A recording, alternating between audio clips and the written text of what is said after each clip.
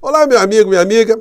Ainda está repercutindo bastante o nosso encontro de ontem, onde em nosso vídeo eu expus uma série de particularidades até então secretas que dizem respeito à figura do inelegível. E isso confirma que o medo, o pânico, o pavor dele está aumentando de uma forma absolutamente exponencial. Ele está perdendo o sono mesmo e logo de manhã cedinho, quase na madrugada, ele liga para jornalistas para tentar ali dizer que aquilo que a Procuradoria-Geral da República, a Polícia Federal, acumulou de informações dos crimes dessa criatura são apenas peças de ficção. E, para piorar, o domingo dessas criaturas não será nada legal. Você hoje, num domingo, normalmente ou você recebe alguma visita, você faz visita, ou simplesmente você fica no seu sossego, na sua paz geral. No entanto, muitas pessoas que estão querendo buscar o reencontro com seus familiares terão essa oportunidade, porque várias criaturas que se encontram foragidas na Argentina, segundo os jornais de hoje, já estão sendo organizadas para serem remetidas para o Brasil para irem direto para a cadeia. E vão ficar mais próximos dos seus parentes, né? Então tem sempre um lado positivo, mesmo em meio a tantas situações complicadas, né? Eu vou conversar com vocês sobre esses acontecimentos e vamos fazer mais algumas análises sobre uns fatos muito importantes que estão acontecendo aqui no Brasil. Mas antes de mais nada, é sempre muito importante convidar você que está chegando agora ao nosso portal e ainda não nos conhecia, para que, em primeiro lugar, você se inscreva aqui conosco e conheça também os nossos outros vídeos. Se você gostar, compartilhe, recomende e nunca se esqueça de dar o seu joinha, mandar o seu comentário e, se puder, venha também para o nosso clube de membros. Você que é muito bem-vindo e muito bem-vindo. Gente, como eu sempre faço aos domingos, hoje é dia de fazer uma resenha do que está publicado nos principais veículos impressos aqui no Brasil. Vou deixar isso para o nosso segundo encontro, em função de algumas notícias que são mais prementes nesse momento. Bolsonaro surta e ataca Polícia Federal Criativa de Moraes ao reagir a iminente indiciamento de golpe. Comentei isso com vocês ontem, gente, que choveu de bolsonarista aqui no portal do José. Super indignado, mas já estou acostumado, porque essas pessoas não argumentam, elas vêm e começam a xingar, né? Elas só fazem xingamento e também rogam pragas e fazem uma série de desejos de maus agouros, né? Mas isso não cola. Isso só mostra que nós estamos lidando aqui no Brasil com um segmento muito grande da população brasileira que foi convertida numa espécie de seita. Então essas pessoas não querem escutar absolutamente nada, então a verdade machuca essas pessoas. Como elas não conseguem argumentar, então elas saem xingando, enfim. No começo, quando eu criei o Portal do José, eu ficava muito apavorado com isso, porque para mim era um ambiente muito novo, encontrar pessoas sem educação, pessoas muito virulentas, pessoas falando palavrões, escrevendo todo tipo de desejos malignos, né? Então isso para mim foi muito chocante no começo. Mas quando eu percebi que era uma seita que estava se ramificando cada vez mais, aí você trata a seita como a seita deve ser tratada. Você trata no campo psiquiátrico, no campo psicanalítico, né? E quando eles extrapolam, no campo policial, como eu já fiz aqui algumas vezes com algumas criaturas que exageraram, né, nas agressões. Pois bem, então a gente vai lidando com essas coisas todas e muita gente chegou ontem para ficar dizendo: é absurdo, você está falando isso. Gente, não sou eu que estou falando, a matéria. O Bolsonaro ligou às 6h50 da manhã e deu um chilique com o jornalista, o Guilherme Amado, como está na matéria aqui. E o Guilherme Amado não mente. Se bobear, o Guilherme Amado até gravou essa conversa. Deve ter ali uma gravação com falas insólitas. Porque se eu sou jornalista, o Guilherme Amado deve ter muita experiência nisso, né? Ele deve ter sistemas ali de receber uma gravação de manhã cedinho, assim, e ele certamente tem ali algum identificador de ligações quando vem lá do povo do Bolsonaro. Então ele já deve ter. Não será difícil imaginar que ele tenha gravado a conversa aí do Bolsonaro dizendo que ele lê a Constituição no banheiro. Gente, o que deu de piada disso aqui no nosso portal ontem, o que teve de gente que escreveu dizendo que ele arrancou página da Constituição no banheiro e por isso que ele não lia algumas partes importantes, né? Que ele deu um destino ali muito ruim para as páginas da Constituição brasileira, não está no gibi. Então, ele está muito chateado com esse tipo de situação, está tirando o sono dele, embora a direita aqui no Brasil tenha tido resultados muito positivos do ponto de vista da direita, mas isso não se confunde com o destino da criatura no campo policial. São coisas totalmente diferentes. No campo político, nós temos que analisar, nós do campo progressista, as pessoas de esquerda, temos todos que analisar o que está acontecendo à luz de uma racionalidade, porque se você não prestar atenção nas coisas que estão acontecendo e colocar sua paixão, a sua visão, o seu temor de dizer a verdade, o seu temor de enfrentar a realidade, você simplesmente aprofunda o problema. É como alguém que está sofrendo de alguma enfermidade e não quer tratar. O cara fica no negacionismo. E se você fica no negacionismo, você só piora a situação. Quando você finalmente tem que procurar um médico, muitas vezes você está numa situação muito complicada. Na política é a mesma coisa, porque nós estamos lidando com um organismo vivo, um organismo que precisa de ser atendido nas suas necessidades, nas questões que surgem que fazem com que um órgão ou outro sofra algum tipo de ataque, né? E aí, saindo desse ponto para o que está acontecendo agora na Argentina, a gente tem aqui pelo jornal argentino El Destape a seguinte informação. Brasil. Bolsonaro cada vez mais complicados na trama da tentativa de golpe de Estado. Então, eles estão repercutindo as coisas que eles sabem lá. É um jornal setorista no campo da política e eles estão acompanhando, eles têm lá, enfim, as suas fontes também e eles estão compartilhando na Argentina essa ideia, que o Bolsonaro está ficando cada vez mais enrolado. E aí, notícia de agora. Mudança inesperada, também no jornal El Destape.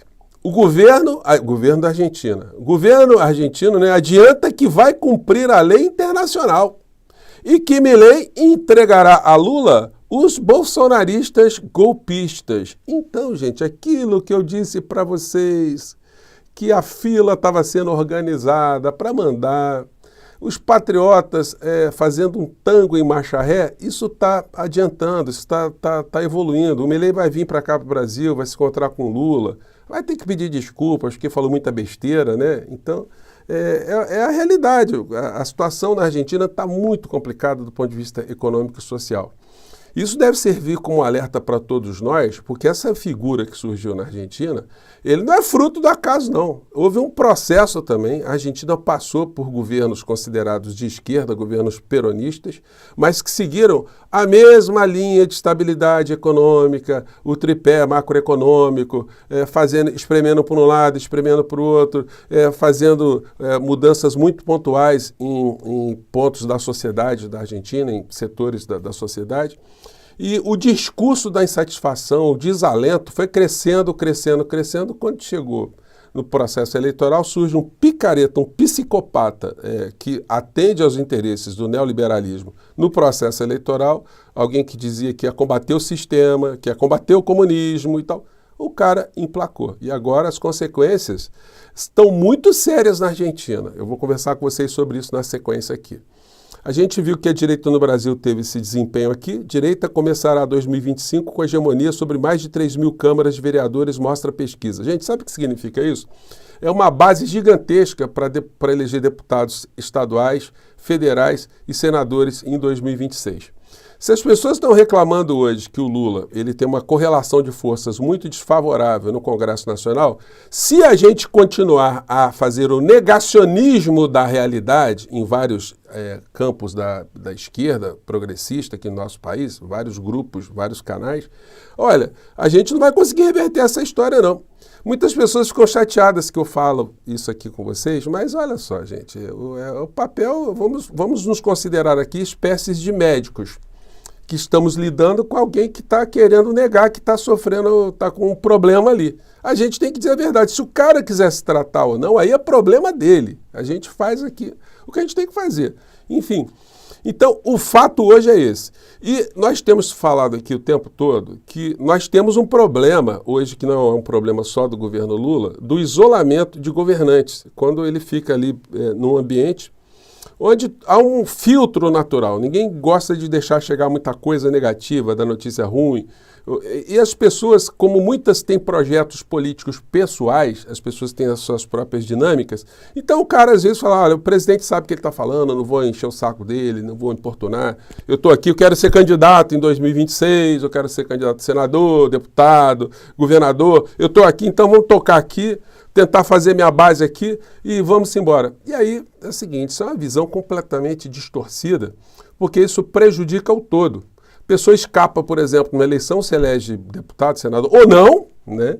E o Brasil acaba caindo, ou poderia cair nas mãos de vigaristas, como já caiu uma vez na mão do bolsonarismo, e pode ocorrer novamente esse tipo de catástrofe se a gente não tiver algumas ações concretas. Lula embarca neste domingo para a cúpula do BRICS na Rússia com a presença de Putin. O Lula está fazendo um trabalho muito importante na recuperação da imagem do Brasil no plano internacional. Mas esse trabalho todo também corre o risco de ir por terra abaixo, por água abaixo, se houver uma mudança de governo aqui no Brasil. Então, quer dizer, a nossa horta aqui, ela tem que ser atendida também, ser cuidada com a maior intensidade, com o mesmo tipo de energia que se gasta para fazer as nossas relações internacionais.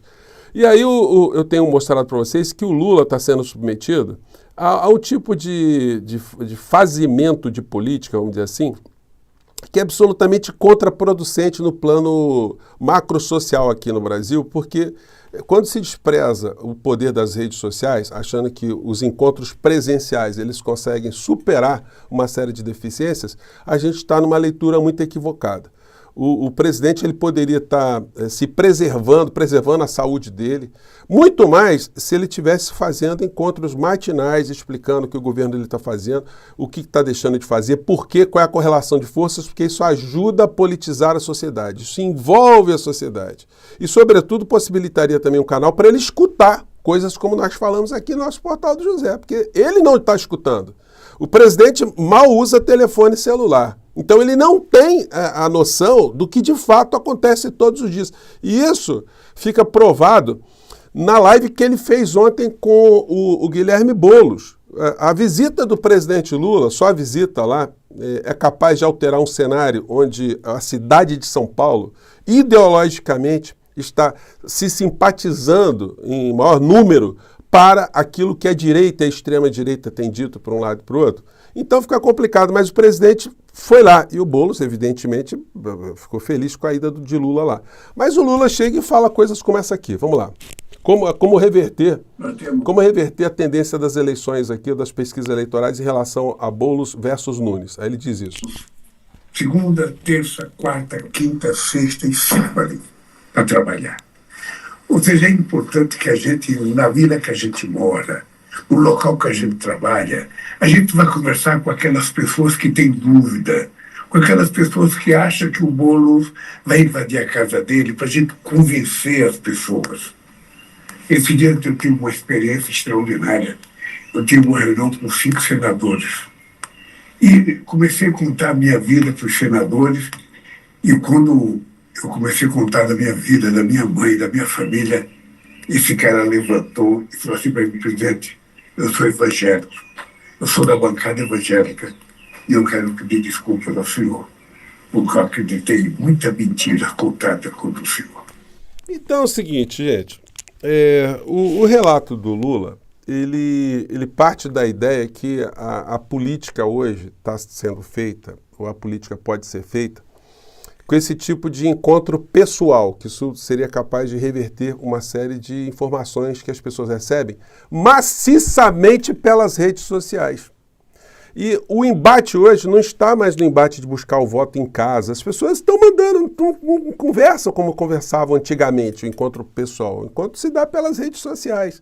E nas redes sociais, quando há um vácuo do pensamento de esquerda, o pensamento humanista, o pensamento progressista, o que mais se ramifica são as inverdades, são as loucuras, são as insanidades que guardam algum tipo de realidade com alguma coisa que a pessoa está vendo.